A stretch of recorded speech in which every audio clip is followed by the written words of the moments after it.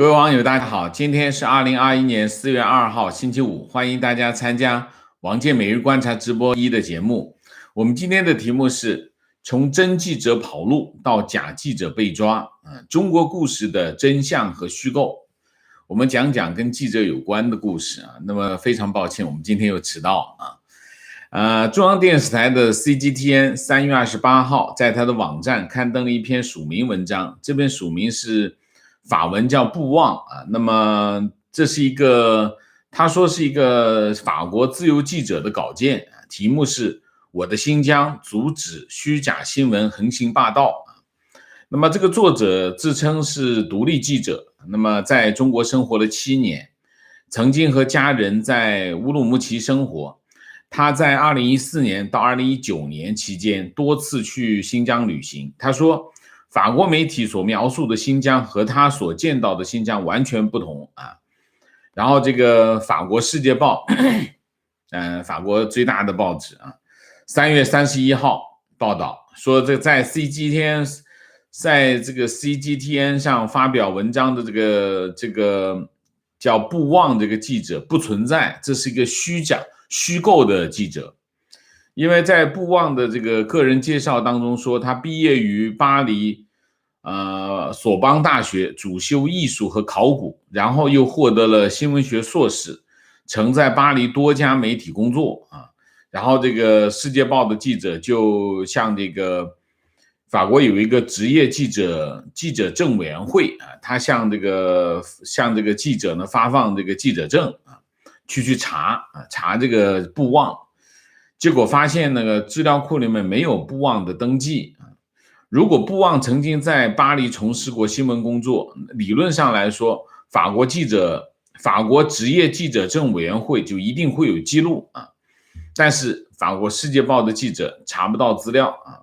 那么然后跟着3月30号中国国际广播电台 CRI 又刊出布旺的另外一个评论啊。他说他自称是中国问题专家，热衷于亚洲的文学和民间艺术。布旺说什么呢？这次的题目讲的是法国议员和执政党这个议员这个今年夏天要访问台湾的这个行程啊，考察台湾这个抗击疫情的这个成绩啊。这个布旺在文章里面就批评这个计划非常的荒谬，要求法国议员取消去台湾的行程。那这个布旺的名字呢，其实在去年年底就已经出现了。法国战略研究基金会的研究员彭达兹最早发现这个名字有可疑之处。然后他在这个推特上嘲讽了，他说我实在不敢想象，刚刚获得这个法国这个视听委员会CSA 准许在法国落地的这个 CGTN 居然敢用假名字发表文章啊。他邀请如果你是真的记者来跟我对话啊。他在推特上面说啊。然后这件事情继续发酵啊，到了4月1号中国外交部发记者会啊，法新社的记者就问这个华春莹啊，说 CGTN 最近发表了一篇署名为布旺的法国记者的文章文章批评西方媒体制造涉疆的假新闻，但法国的世界报说这个记者不存在，说法国记者中没有叫这个名字的人，你能不能介绍一下这个情况？这个法国记者到底是谁？他是不是真实的存在啊？华春莹说他说我听到你这个提问就充满了疑虑啊，这反映了一个惯常的思维，就是只要是西方记者就一定不会说中国的好话。如果外国记者报道中国跟西方其他记者不一样，他一定不是西方记者，甚至可能是中国在虚假宣传，这样的思维非常的不健康啊。你把华春莹说的这个话翻过来就对了啊，就基本上就对了。他说今天上午接到你们向发言人办公室提出这个问题后，我的同事专门向 CGTN 了解情况事实是你提到的这位法籍人士是一位独立的撰稿人，他在中国生活了很多年，曾经多次到新疆。他写的这篇文章记录了他在新疆所见所闻和事实真相，有关观点是非常客观和公允的。好，讲完了。他说，法国《世界报》没有经过严格核实就声称这位人士并不存在，是 CGTN 法语频道杜撰的人物。到底是谁在制造假新闻啊？那么好，就是记者就追问，那这个名字是化名还是真名，还是根本不存在这个人？华春莹就说，他说我刚才跟你说了啊，我们已经向 CGTN 核实了，这个人确实存在，他是法籍人士，在中国生活了很多年，所以他对中国有近距离的观察。至于说有关他的细节，我不方便透露啊。现在一些欧美国家，但凡有人对中国说句公道话，就会遭到恶意攻击。我想你们应该可以理解啊，这就是这件事情的来龙去脉。这件事情到这就差不多了啊。我们来说一下啊，显然这是一个虚构的记者啊。如果他是新闻系毕业，拿着新闻系的硕士学位，然后又在法国的媒体工作了很多年，很多机构工作过，他一定会有记者证啊，这是标配。如果资料库里面没有这个名字，说明这个人要么是假名，要么呢是虚构的啊，就是要么这是一个用了假名来写的文章，要么这个人不存在，是有人写了篇文章，编了一个名字啊，所以或者是什么呢？就是 CGTN 或者是这个外宣部门啊，找不到人帮他来讲话，找不到一个法国记者来帮他写这种文章，或者是来不及搞定一个法国记者来干这种事情，所以他就干脆我就自己干吧，这是第一个。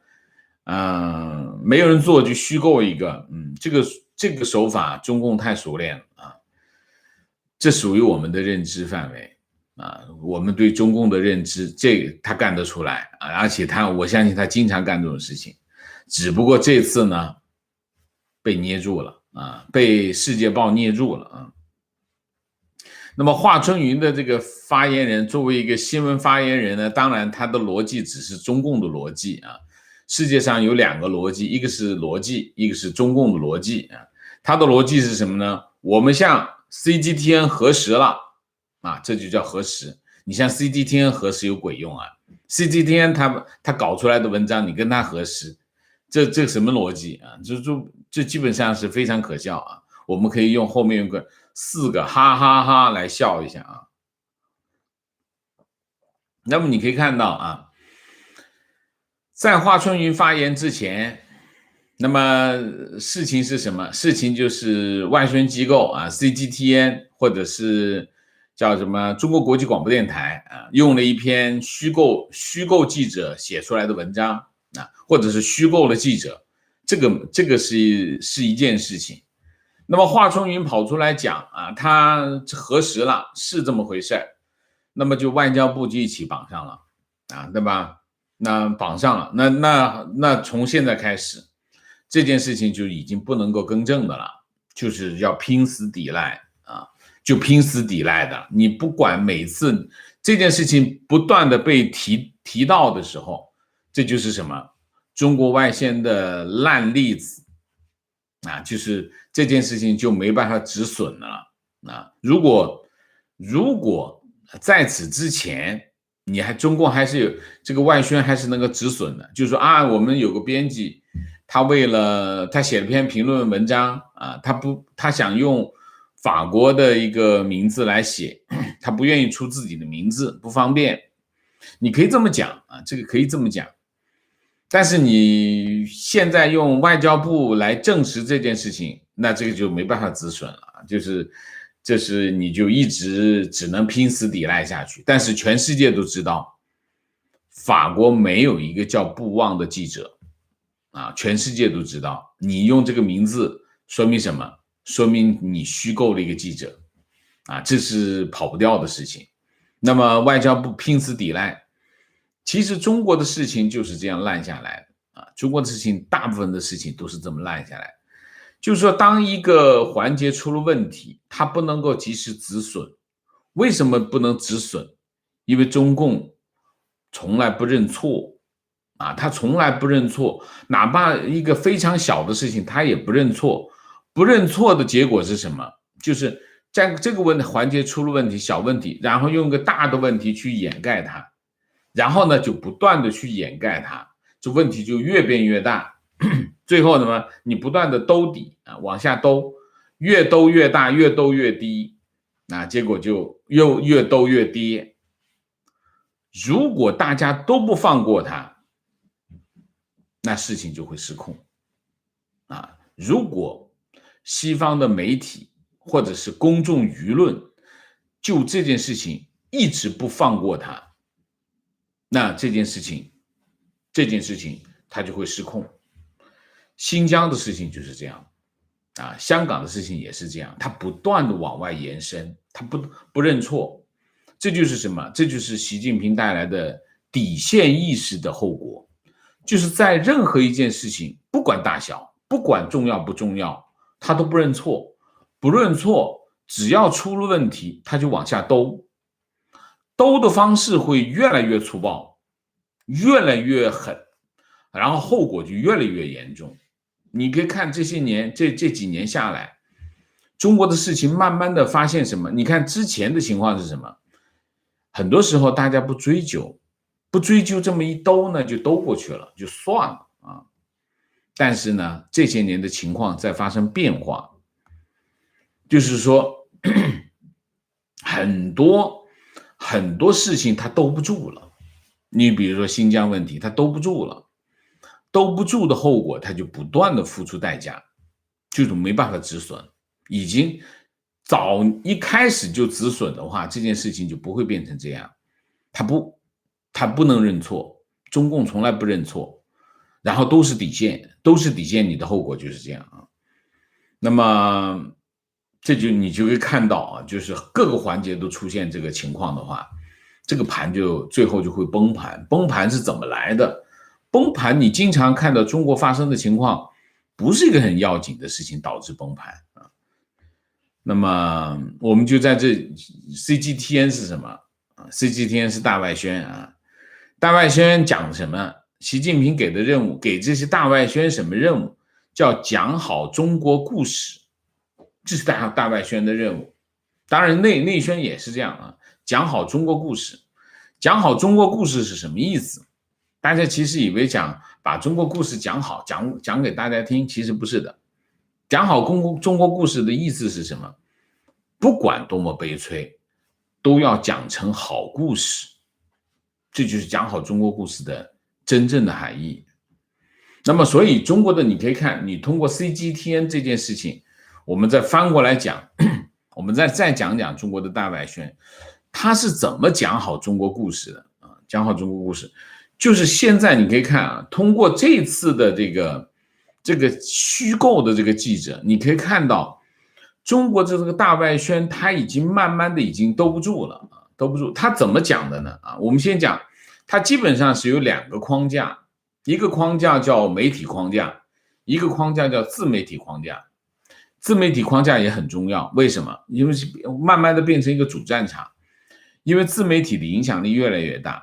然后现在越来越多的人获取信息的来源是来自于自媒体，但是传统媒体的框架也很重要啊，也仍然是一个话语的主导啊，所以媒体框架它有4个，外宣有4个途径，4个模式。第一个模式就是收买外国的媒体，或者外国记者编辑或者新闻从业人员。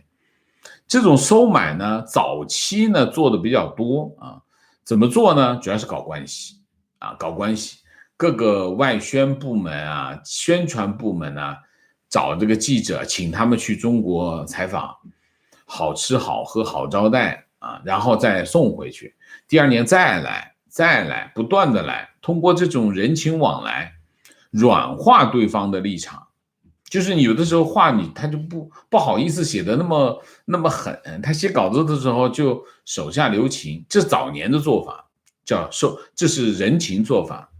那么这些年就不这样了，这些年他真的太浪费时间了，直接干嘛？给钱，直接用钱搞定啊，就收买，甚至直接把这媒体给买下来，或者直接在媒体上登广告，用登广告的形式进行利益输送。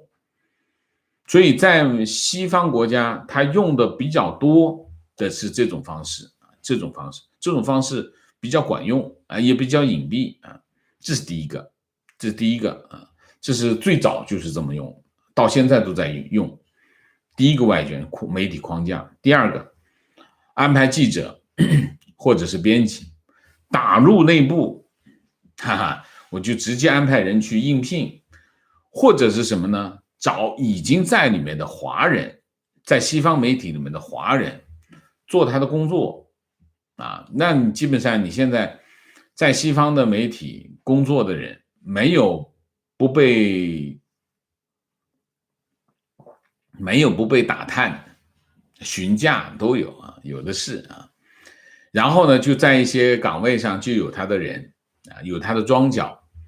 那平时在编辑就把这个稿子这个改标题啊，改各种各样的东西，总之就是朝着讲好中国故事的方向引导，写稿子也罢，采访也罢，编稿子也罢，上稿子也罢，总之在各个环节都有人在干这种事情。这是第二个，这个是这些年比较普遍啊，就是它的媒体框架。第二个啊，就是搞定在里面工作人员啊，这是第二个。第三个，花钱，花钱干什么？花钱在美国、在欧洲、在英国、在其他这些国家成立媒体，我搞不定你，我直接就去办一个。但那时候是很烂的报纸，基本上不会日常出版的报纸，就是有点像什么呢？有点像那个当年袁世凯就印一份报纸的那种报纸，就是没印刷量，就是他编一份出来寄回北京给你看一下，哦，这报纸还在，给钱，就这样。那这些通常是自己的关系啊，就是一半是办事，一半是骗钱啊，都是自己关系去搞啊，这种。可以办报纸，可以办杂志，可以办网站，一般电视台、电视台就比较少，因为这个成本太高啊，没人会干的，它中间就没利润了啊。主要是以报纸跟网站为主。那么一到关键时刻，以前就是这个出访啊，一到欧洲，比如说江泽民去欧洲访问，那法国的这些就动员起来。写各种各样的好文章，说好话的文章，然后新华社啊，这个人民日报啊，这个参考消息啊，就引用他们啊，引用法国什么什么报纸，鬼都没听见的报纸的名字，你没见过的名字，都是这一类的这个，他们就在关键的时候、关键的议题、关键的这个场合，就被新华社、人民日报那么引用，说成是什么海外舆论。就是中共编造的海外舆论，跟这些西方媒体没关系，都是他们自己编出来的。这第三种，第四种，这种是最恶劣的啊！这种最恶劣，直接拿一条《纽约时报》或者拿一条《华盛顿邮报》或者《华尔街日报》或者买《金融时报》的稿子，直接拿来翻译，然后呢，保留它的70%。再把自己想说的话30%装进去，就变成这篇稿子就变成什么呢？变成用的西方的名字，西方主要当然都是大媒体、知名媒体的名字，而且用的他的材料，但是呢，说的是他想说的话，这30%就是他想说的话，这种是最有欺骗性、最可恶的啊，就可恶。然后就是7分他的内容，3分我的内容啊，就这样啊。这种干的最多是谁呢？干的最多的就是参考消息。参考消息是世界上最无耻的媒体，它就是又侵权，又篡改，又这个盗取基本上是一个这样的嘛，叫新华社这是新华社办的，叫参编部参考消息编辑部就干这种事情那么新华社也这么干，人民日报也这么干但是干的最多的是参考消息。参考消息拿来干什么？骗国内洗脑就是又是海外舆论，他们编造的海外舆论这是一头这是媒体一头。另外一头就是自媒体自媒体呢，那就是基本上是两大块。自媒体相对简单，就是两大块，一大块大 V， 你可以看到在推特上，在脸书上就有一些大 V， 这些大 V 是负有特殊使命的大 V他说一些不关痛痒的反共言论，然后呢，在关键时候就跳出来，发挥关键性的作用这种大 V 很多特别是在推特上，在关键的时候他就会说一些中共想让他说的话这种大 V 很多这是一头。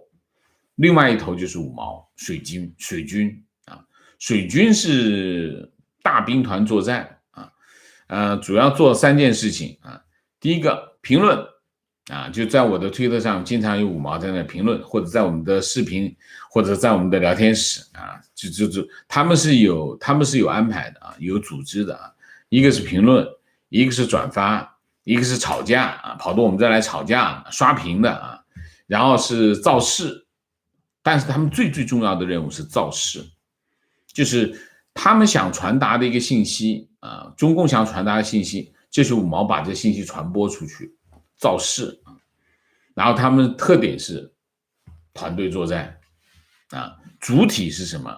主体是犯人那么大外宣的这些框架跟国内的这个宣传系统，就我们叫内宣，一个是外宣，一个内宣，他们是什么呢？他们是互相引用，然后互相拉抬，方向一致，讲好中国故事，然后国内是洗脑，国外是筑墙。所谓的筑墙是什么？就是把那道墙，我们不是讲就防火墙吗？防火墙建到海外去，这些翻墙的网友一翻出去，啪，还掉到他们的墙里面去了，就是形成一个海外的舆论主体那么当然不同地方的这个效果是不一样，有些地方的这个效果很明显，你比如说像东南亚，它本地媒体不是很强势的时候，或者它本地媒体在国际舆论场合它的话语权比较少，那么这些外宣就影响很大。那么这些外宣在西方主流国家，大西方像美国、欧盟这些欧洲这些大的国家，他们在主流语境下没有影响力基本上是上不了台面。但是它有影响力是在华人圈还是有影响力所以它不同地区的这个效果不同。现在的情况是什么？现在情况形势就变了形势变了，这种外宣开始穿帮的原因是什么？穿帮的原因是本来呢这些外宣很粗糙，非常的就是这个活练得很差，从 CGTN 开始一直练下来，你可以看他们的节目都做得很差的原因是什么？他本来就是这样，他做不好呢，如果西方呢不管他不理他呢，他也就抹个屏，他并不能把事情问题解决掉。那现在为什么情况会穿帮的原因是西方的媒体不放过他了，这一不放过他就深究起来，那你怎么搞不起。我举一个例子不 CGTN 这个假记者，你就是随便查一下你就查出来。大家千万不要小看这个专业的记者，我要查起来没有查不过，间谍都比不过记者。有2个特点，就是专业的记者有2个特点。第一个，他真的很认真，很投入，很热情啊！就是说，专业的特工人员都比不上专业的记者，因为他首先他有热情，第二架不住人多啊！你西方记者多少人，人山人海，规模非常的大。当他关注这个议题的时候，无所遁形，真的是这样。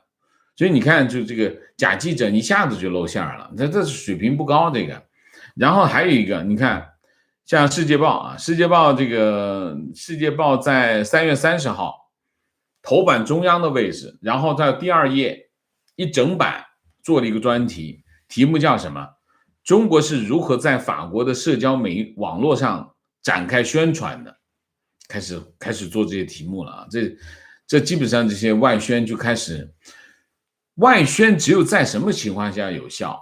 就是大家不经意的时候，这聚光灯朝着外宣一照，他就原形毕露啊！那他这么说，他说 CGTN 法国网法文网在脸书上获得的比任何一个法国媒体、法语媒体都多啊！他什么数据呢？点赞啊，就是点赞。世界报是460万点赞，费加罗报是320万点赞。CGTN 在脸书法文版在脸书上的点赞有多少？2000万，2000万，把所有的法国媒体都踩在脚下。他这怎么做到的呢？然后他就去找这个，他去看，他说这个 CGTN 它的这个收视率很低啊，是原来叫 CGTN， 后来就叫 CGTN， 他们原来收视率很低，他在法国的收视排行榜都看不到名字啊。但是呢，他这个财大气粗 ，CGTN 在脸书上的这个视频，他的视频的播放次数也很少，平均只有1000次。这个1000次根本就跟没有一样。你像 YouTube， 我们 YouTube 一个怎么着这个10万8万，它是1000次，这是一个没有流量的一个。可是呢，评论也很少啊，说明它根本就很少受众。可是呢，而且 CGTN 它的订阅只有10万个订阅，它的点赞却有2000万啊，怎么来的呢？然后他去找世界报，去找脸书。脸书说他们没有发现这个 CGTN 法语版上有什么可疑的现象。他们说，这个脸书说，有些人会使用专门的叫点击农场的服务，就让你这个点赞哒涨起来。但是呢，你这个点赞呢，如果你的这个互动很少的呢，会降低你页面互动的这个比例。你互动的比例越高，你点赞多，然后互动比例越高，你这个页面被推荐的可能性就越大。反过来这是脸书的一个推送机制之一。他说你这么干没有用，没有效果。世界报这么说，他说是的啊，他说是这样啊，这个的确是这样。不过增加这个点赞的数量呢，可以让自己看起来更强大。这是世界报说的啊，更有可信度啊，而且对一些不知情的用户来说，几百万个点赞让一个页面显得更可信，这就把它这个点破了吧，一下子点破。这就是 CGTN 看上去没什么人气，但是呢有过千万的点赞，原因就是这个。这符合什么？这符合他们的一贯的操作啊。我们曾经发现过曾经有过一个采购啊，居然露了馅了。采购什么采购呢？就中新社的网站。中新网曾经有一个采购被曝光，采购什么呢？在推特上面点赞啊，这个订阅和点赞啊，这个所以你可以看他们这些数据是怎么来的，就这么来的啊。那么这是一口啊，这是一头。但是在中国的整个外宣环节来讲呢，有一个非常重要的环节是什么环节？驻华记者，外国媒体的驻华记者。大家想一下，你跑得出去跟别人讲，跟外国人讲你的中国故事，你的母语不是法语，你的母语不是英语，你说的是汉语，你的故事讲的没那么好听啊。最好听的故事是谁讲？是他们自己人讲的中国故事是最好听。所以呢，在以往改革开放初期啊，中国的对外宣传的重点在哪里？驻华记者、驻京记者，主要是驻京记者。到后来有了上海、有广州都可以驻啊，但是主要的工作是做驻京记者。那去年中美之间互相驱逐记者这个事情，我们就先不说。最新发展的事情是什么？就是 BBC 的记者叫沙磊啊，沙磊是 BBC 驻京记者9年啊，9年很长时间啊。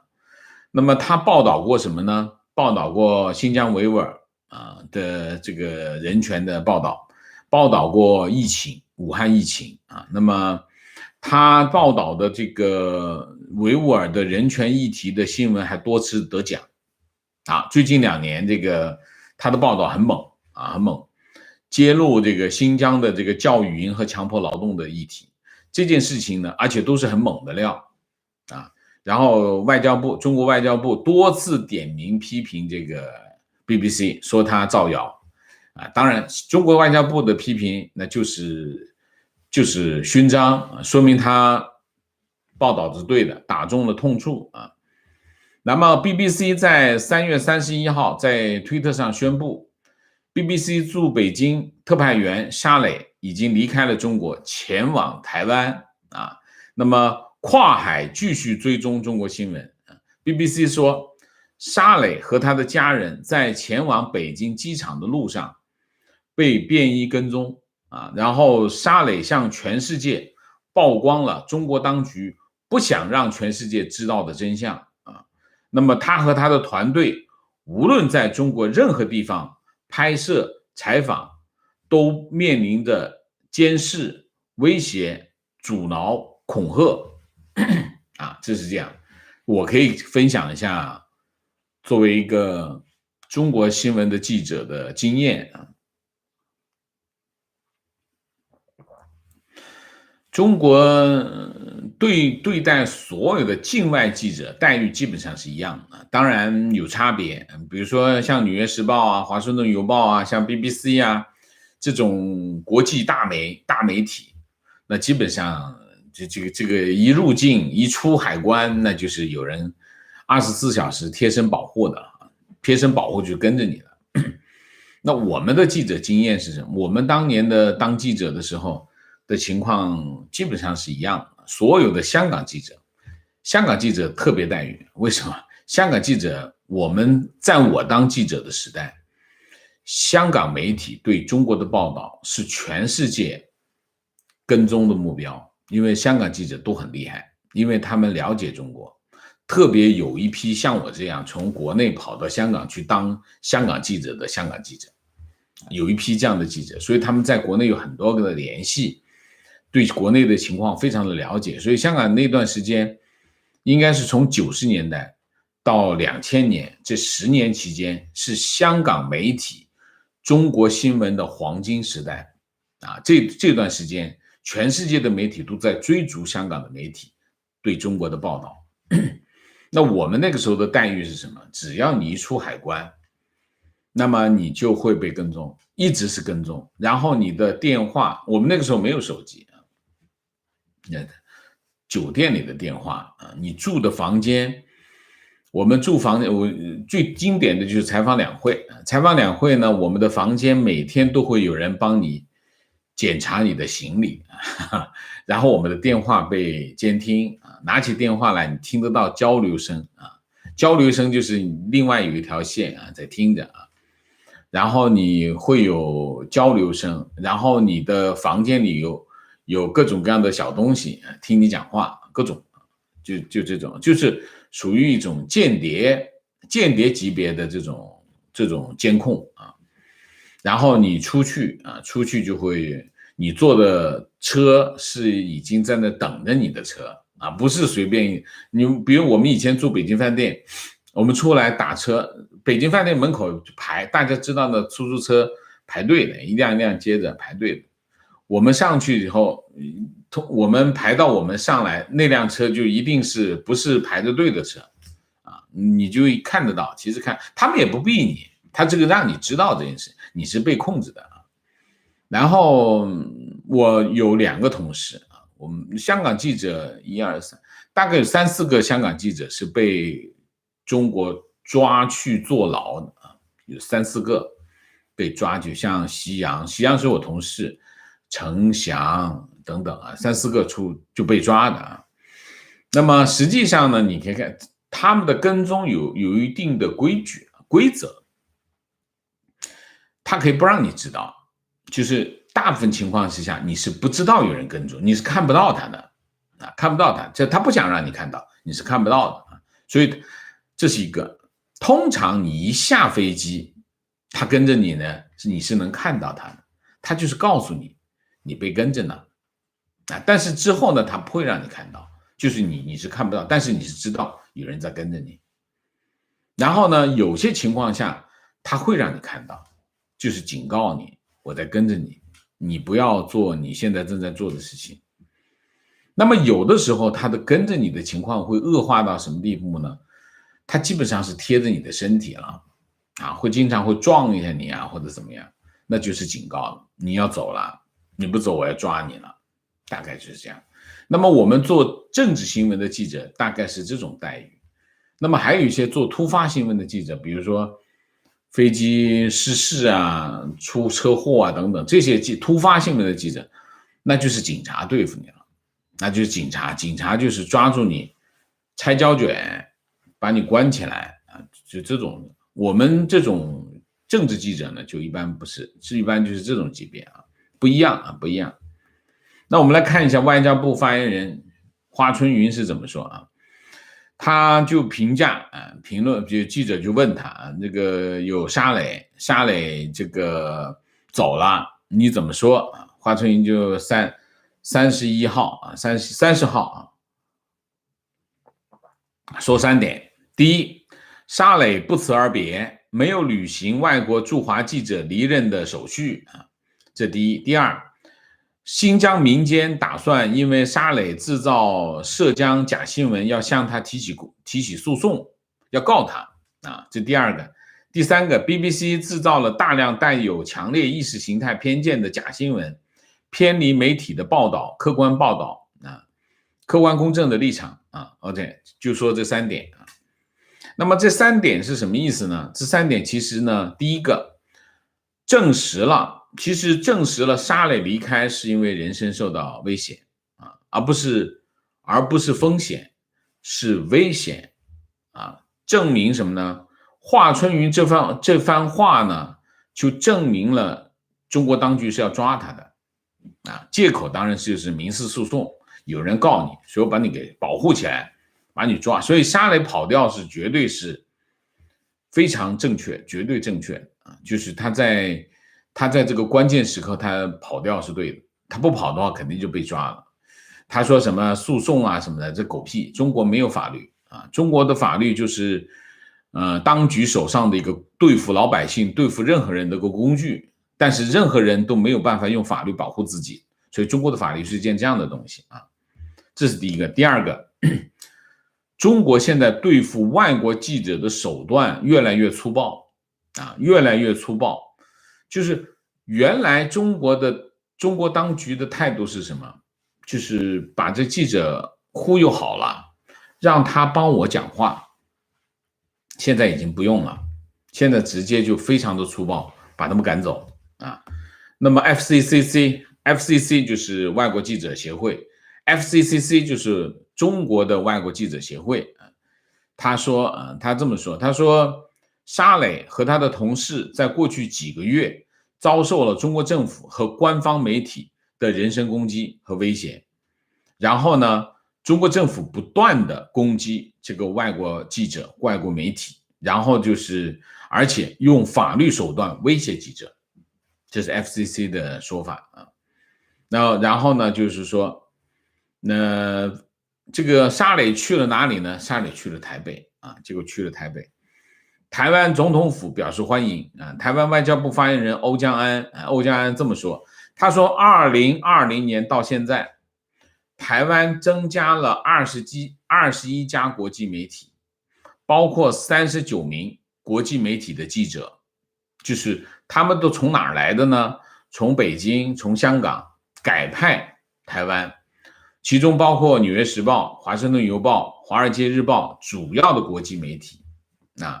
然后就是去年的上半年，18名外国记者被驱逐啊。那么，目前台湾有72家国际媒体，126名外国记者派驻台湾啊。这是一个什么东西啊？这是一个非常重要的趋势啊。你看一下啊。我用一个复旦大学国际关系学院的一个教授叫王正旭，和这个山东大学政治系的一个教授院长政治学和公共管理学院的院长叫贝旦宁他们合写了一篇文章啊。他的意思是什么呢？还是要让外国媒体报道中国啊，有助于改善中国形象。他最后一句话是这么说的，他说呢，展示中国最好的方式之一，就是让记者和外国人成为桥梁和使命啊。这个话是说的是没有错的啊。那么中国和西方的对抗是从哪开始的？就从记者开始。记者永远是最前线啊，最前线。大批的记者从北京、从香港转移到了台北，说明什么？说明这个世界的大趋势已经改变啊。所谓的大国崛起，你比如中国一直在讲这大国崛起，变成了一个彻头彻尾的虚幻现象，或者是一个虚幻假象。为什么？因为没有人来证实啊，记者都被赶走了啊。这就是我们今天的主题，就是真记者的跑路和假记者的被抓啊，说明什么？说明中国故事的真相和虚构。好，那我们今天的主题就到这里，我们下面进入互动。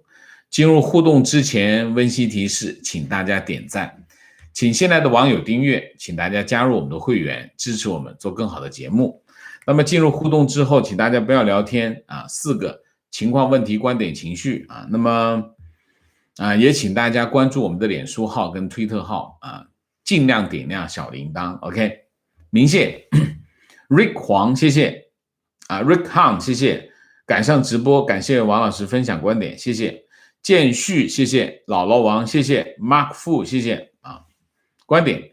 小事积成大事，再集中力量办大事，因为集中力量又把很多小事办漏了，然后小事又集成大事，再集中力量办大事，这就是中国所谓的体制优势。 OK， 非常准确啊，非常准确。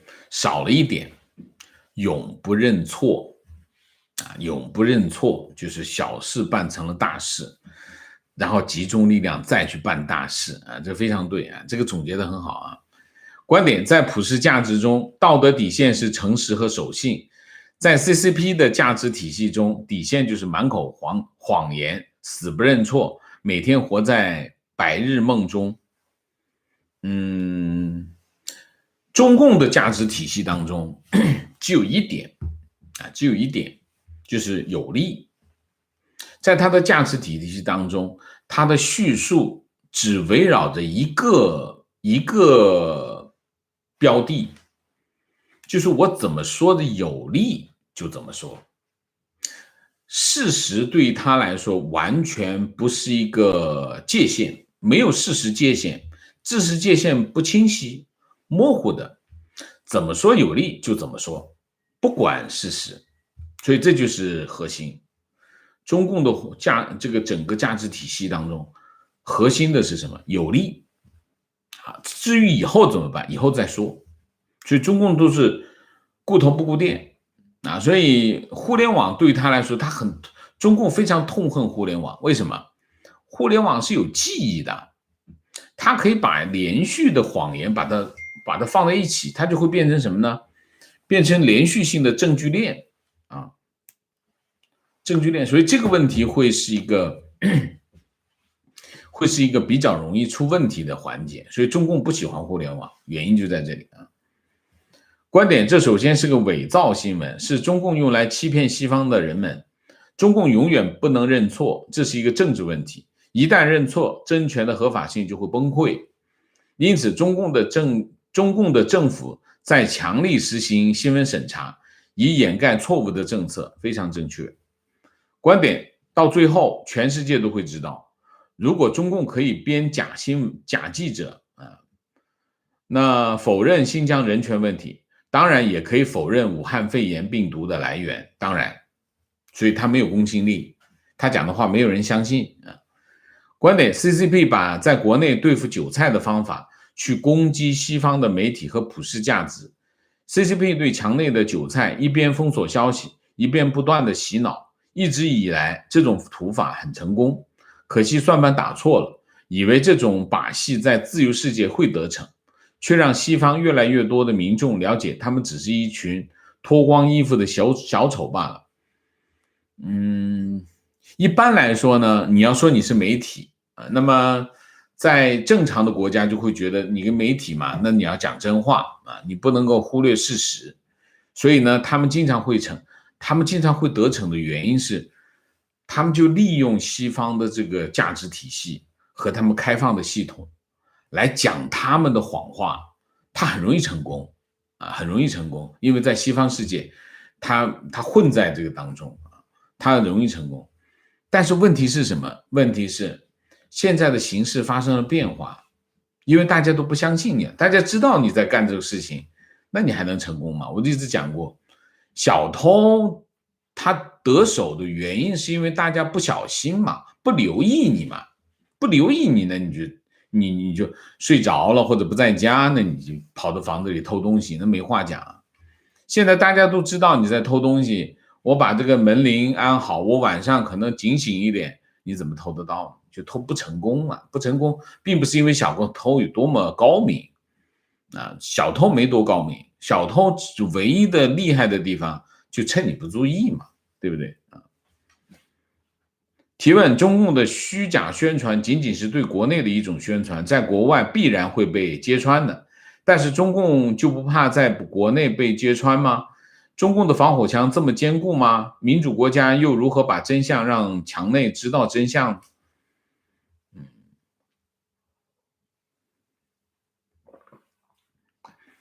怕不怕？他不怕，怕什么？不怕，为什么不怕？你知道真相是吧？你再敢说的话，我就把你抓起来。现在中国不就干这种事情吗？只要你在墙内，你敢传播真相，你在推特上面说真话，你跑到推特上面说真话，他都会抓你。现在你看，现在推特上面很多这种例子，所以在这个问题上，他怕不怕？他不怕。为什么？他有枪杆子，就这个，他的底气来自于枪杆子，他有政权，他有暴力啊。所以，至于说怎么去穿透这个墙，我们的视频也在国内也会有人看得到啊，对吧？我不知道怎么打你，但是这就是事实啊。情况曾经在中央级新闻单位工作过，去欧洲27国大使发的评论都能够选择性删减刊登，根本没有任何底线。御用西方学者也不少，可以看看很多所谓的西方正面评论都来自于中欧国际工商学院或者他们在中国成立的其他机构，听起来很唬人。如果 China Europe Forum，其实来来回回就那几个人，其中包含一个法国人，隔一段时间换个身份再做评论，什么都能评论，但也是中方最喜欢，编辑最喜欢，领导部这个评论题目那都是。包括你这个澳大利亚的前总理叫什么？那个叫什么鬼啊？就是中国专门邀请西方领导人，请不到现任，请前任。澳大利亚的叫什么什么克什么鬼啊？有这些人的呀。因为他其实还是洗国内的脑啊。国外是没人看的。基辛格，基辛格经常拿来用一下。基辛格在美国有什么影响力？有鬼影响力。你问一下，有多少人美国人知道基辛格是谁？但在中国的重量级的，这是重量级的啊。提问：中国的虚假宣传仅仅对国内啊，这个讲过了。观点：这种欺上瞒下有其制度必然，高层不可能什么都管得到，在这种体制下也处于被动状态，独裁体制最终必然滑向深渊啊。提问：从前听说好像是参考消息是有不同的版本给不同的级别，请问有这种事情吗？没有，参考消息就是一个版本，但是它还有一些不同的产品啊，大参考、小参考啊。那么参考消息其实是根据它的内部文件来的名字啊，就用参考消息给大家看，哎，老百姓也能看参考消息啊，就感觉有这种级别感。我经常讲，中共建政到现在做了一件非常重要的安排是什么？就是控制信息，控制媒体，媒体不说真相，就媒体就是宣传，然后他手上就握着什么呢？握着信息，各种信息，这就叫信息权。然后他把这个信息呢，就按照不同的级别官员给不同级别有不同级别的这个信息权。所以看文件是个权利啊，就是说看不同的文件，那么有些文件只是一个信息啊，提供信息，处级的、司局级的，然后更高级别的啊，那里面就他得到的信息量就更多，所以他用这个信息权把这个人获得不同的待遇，这就是中共干的事情啊。所以中共最怕什么？中共最怕的就是真相。因为如果真相一大白于天下，他信息权就没有了。信息权没有了的话呢，他就没有权利了，就知道真相是什么了。所以中共最怕的是真相。他为什么把这个真记者赶走？因为他们会讲真相啊。情况：国内排名靠前的新闻专业毕业，学校当时有口号：坚持中国立场，讲好中国故事。我当时有点错愕。不是新闻是第四权吗？不是要监督吗？为啥写故事？后来才明白，中国的故事你就当故事看就好了。中国的故事就是不管多悲催都是好故事，你得讲出个好故事来。提问：认识一些来美国的访问学者，整天净谈反党反共反中共，只是大谈反美反民主反人权，大肆给中共洗地，怀疑其是中共间谍，至少是反美人士，十分气愤。请问王老师是否可以以中共间谍或代理人将其举报到 FBI？ 一直以来不耻于告密文化，但是真想让这些人付出代价。访学现在还能吗？是没走成吧？啊，理论上访学已经没有了，中国的访学的这个签证已经不发了啊，我不知道怎么还会有呢啊，我印象中好像是没有了吧，应该。观点：讲好中国故事成了这几年文宣的主旋律，当我们不知道它背后的真相时，也会听得心潮澎湃，激动不已。一旦看透了他们的目的，就会听得一身鸡皮疙瘩。还是那句话，兼听则明。这不是兼听则明，兼听则明是你作为一个决策者，你要知道各个方向的信息啊，要多听来自不同领域的信息，你才能做一个明智的选择。对于中国故事来说，那是个谎言，不是兼听则明，就是你要戳穿他的谎言啊。情况：单位党员集体活动频率明显增高。闲聊时听说近一次的主题活动是党员互相批斗，这些风吹得让人胆战心惊啊！提问：为什么西方和亚洲强国不追求和中国的平等待遇？中国可以在世界建立孔子学院，允许 CGTN、CCTV 播出，那么为什么没有 NHK、CNN 在中国畅通无阻的创办或者是直播？这些政府为什么如此软弱？好问题啊！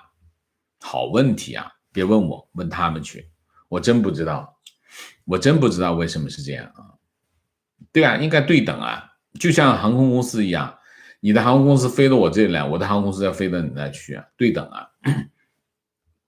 他们不干，那你也没什么办法啊。我不知道这些国家的政府为什么这样啊，或者他们根本不在乎中国市场，对吗？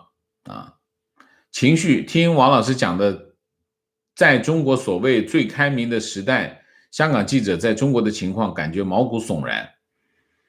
其实，在中国采访一直是有风险啊，这个风险是非常大的。我有一个记者是被抓坐牢，坐了3年牢，然后陈强是坐了2年啊。那么像还有两三个记者也是被抓，但是就没坐牢，就有坐牢的啊。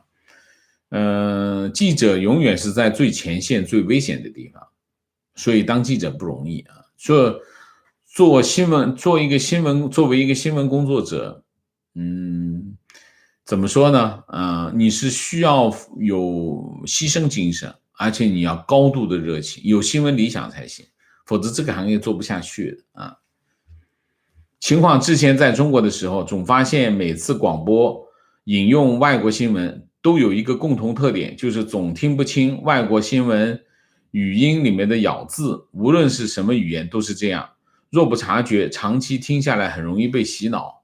情绪，女儿的小学要学生办学党史手抄报，我直接把毛爷爷1944年关于中国缺乏民主、要开放党禁的言论抄了一遍，标题是不忘初心，4个金光闪闪的大字。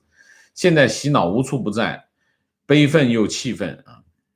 提问：中国的强制加班、食物安全、选择性执法等问题，在国内有很大的怨言。为什么西方记者不选择把这些议题放到台面发言，赢得更大的讨论？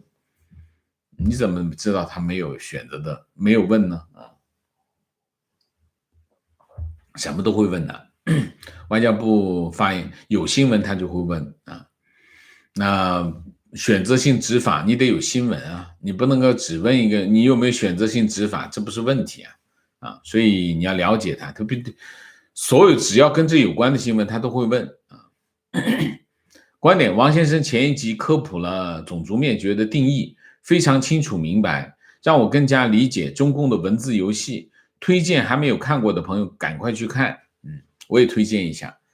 我们昨天的就是4月1号的2期节目，主要是针对新疆议题啊。那么这个新疆议题前面讲新闻来龙去脉，后面讲什么叫种族灭绝啊，围绕着种族灭绝去解释啊，大家可以去看一下啊。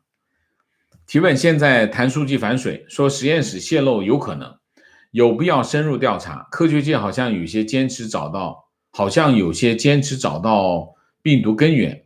王老师，你觉得这个风向是不是全世界正在往向中国追责的路上去？最后的结果究竟是否成功？第一个，谭德赛为什么会，你们说反水也好，好像态度已经改变了。态度改变当然跟美国有关系嘛，美国跟西方国家的这个风向已经转了嘛。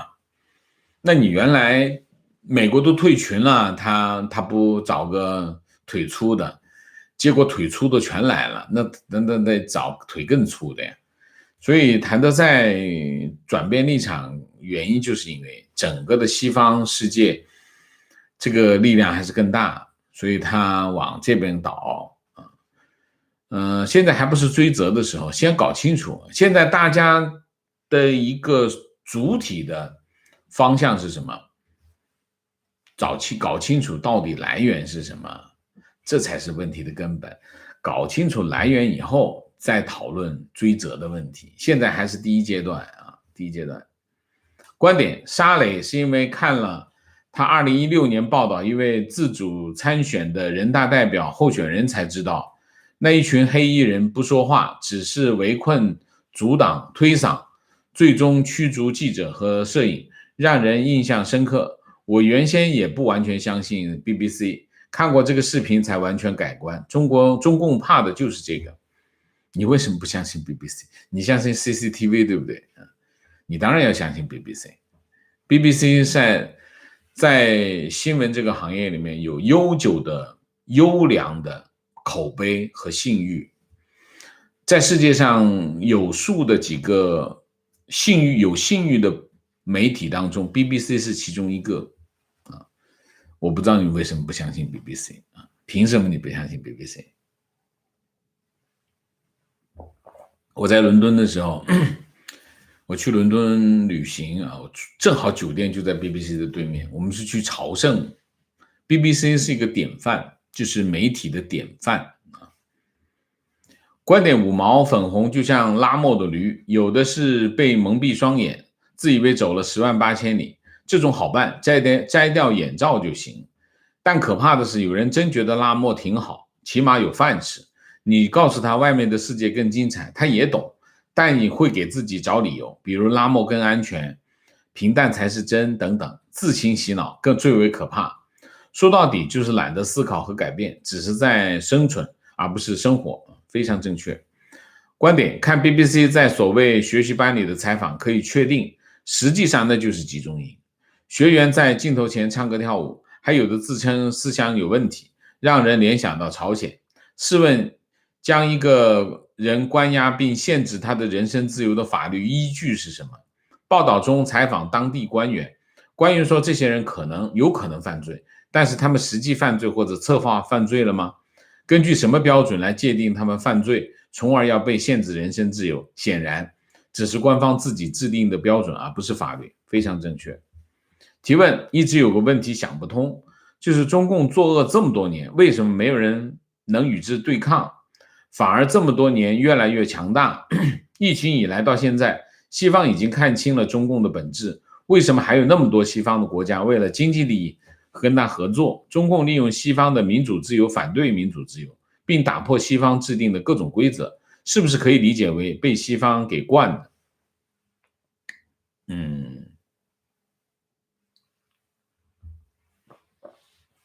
在中文的语境当中啊，那么你可以通过我们这些中文的 YouTube 的频道啊，那么这些 YouTuber 在讲述关于中国的一些真相，关于中共的真相等等啊，这是中文的语境啊，还有很多的报纸、杂志、媒体、电视台都在做这些内容。那么在中文的语境当中，这些资料、这些信息、这些观点是很多的，很充分的。如果你真有心的话，你是能够知道的啊。这就是很多我们的观众他们能够明白，他们原来可能是粉红，后来发现看完这些内容之后，他知道真相，他改变了，这是他的为什么他们会改变的原因。在其他的语言的语境当中，并没有这么多的信息啊，有这些信息，但是并不那么集中啊。你比如说 BBC 有报道 CNN 有报道，但是他们的主要报道内容还是西方的这些新闻，它只是穿插在这新闻当中，跟我们不一样。我们一个频道一直在讲中国的事情，所以它的这个浓度，它的比率是比较低的。所以整个西方世界对中共的认识，对中国的认识，它是一个转变的过程啊，这是一个转变的过程，这转变是需要一个长的时间，跟我们今天一听原来是这样，我搞懂了不一样。这有文化上的原因，有社会上的原因，有政治上的原因，有很多意识形态上的原因等等。所以我们不能够说我们知道了，所以他们也应该知道，并不是这样，它需要一个过程啊，因为它不是一个，他们在看待中国的时候的心态和我们不一样。那么他们看待心态，就是你去看那土耳其发生一个什么新闻，你会那么关心吗？没那么关心啊，没那么关心。所以是他心态是不一样。我们一看中国，我们会上心，他没那么上心。那没那么上心，他没那么容易改变。那得讲一次不够，讲第二次，讲第二次不够，讲第100次，他可能就行了，我明白了，这件事情是这样。这100次不是100天，可能是1年时间，或者是2年时间，他才会改变。所以没那么容易的啊。提问：香港土生土长、高知识水平的蓝丝到底心里在想什么？难道他们真的相信 CCP， 想凭着 CCP 获利？问题是那么多历史证明 CCP 不可信，为什么它还是这样？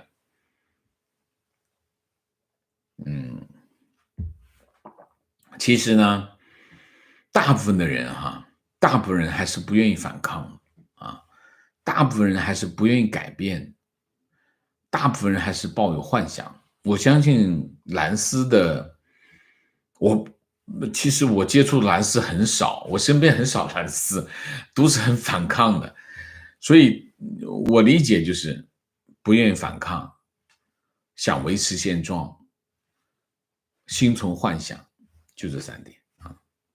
观点非常同意王老师对调查事实本身价值的肯定。我曾经为了弄清楚想要的真相，花了将近10个小时看孙杨听证会，读芳芳日记，觉得这才是基本常识。但是周围很多人对我的行为感到奇怪，觉得我最大的问题就是太较真。一个不较真的人，他是没有资格了解真相。你要了解真相，你就必须较真，必须能忍得住寂寞，能够有耐心，能够忍耐那些 boring 你才能够知道真相。